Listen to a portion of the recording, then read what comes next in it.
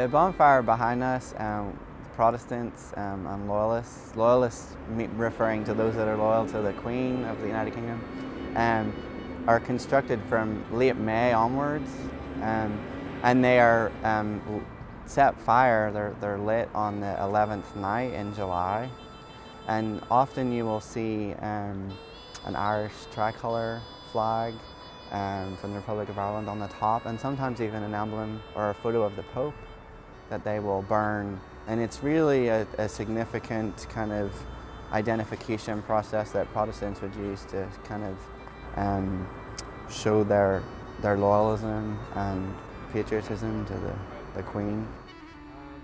We start off with lighting the bonfires at 12, which goes into the 12th morning.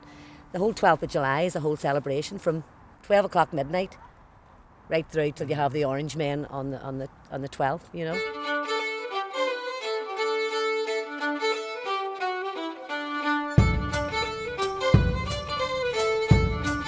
I mean, I live in the middle of the Falls Road, so they won't march through there at all, like, you know what I mean? But there's other areas that have to go through, basically have to put up with them as marching through their area, singing their songs and stamping their feet and such. So it's not acceptable in the eyes of a Catholic, really, that they're marching through the areas.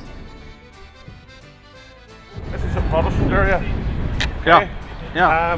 But just over that fence is a Catholic area. Yeah.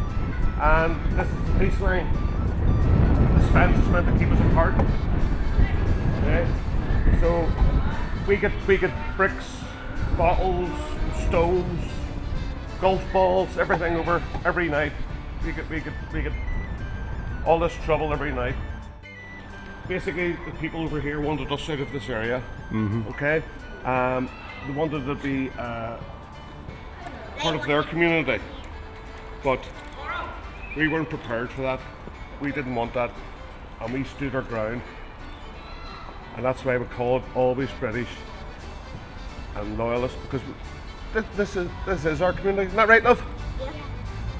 Yeah. See, we want to live here, but they didn't want us to live here.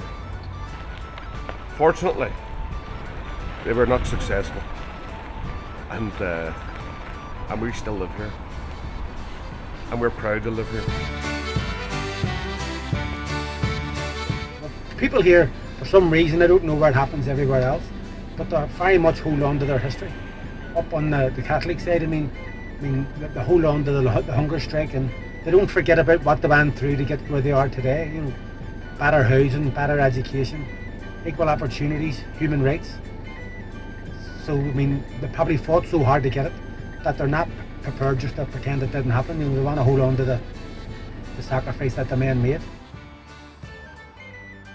People said to me for years during the Trouble, why don't you go and live somewhere else? And I'm thinking, well, that's just not the way we're brought up. You know, if somebody's bullying you, what do? Do you move away? You'd end up moving into every different country. You don't. If somebody's bullying one of your kids in school, you don't pull him out of school. You tell him to fight back, stand up for the person that he is. You don't let people walk over the top of you. And if on both sides, if it's happening to one side or the other side, both sides here are so alike that they'll stand up for themselves, and that's where they're meeting in the middle. Right?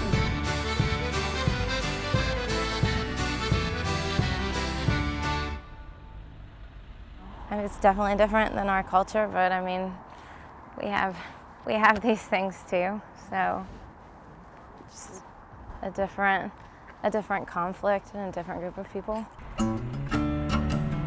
We're going to go and look at one of the peace walls, which separates the Catholic nationalist community from the loyalist Protestant community, because a lot of the communities now are beginning to have joint kind of discussion, and they're able to communicate well with each other, but there still are some areas that is not happening right now, and so this peace wall separates those communities so that they cannot fight with each other. I know it's only bricks and mortar at the minute, but it's like a security blanket. But bring that down too quick and you'll shatter people's confidences. You know, it's living there a long time, but I think if you build up the two communities together, start building it first. My kids and I are at that age, didn't know what the Troubles was. but they would still say derogatory comments that would come from me.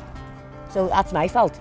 So I think if the schools were mixed, so start with the children and bring it from there. That there would probably be a thingy. Because the parents reflect on, you know, so. But we're getting there.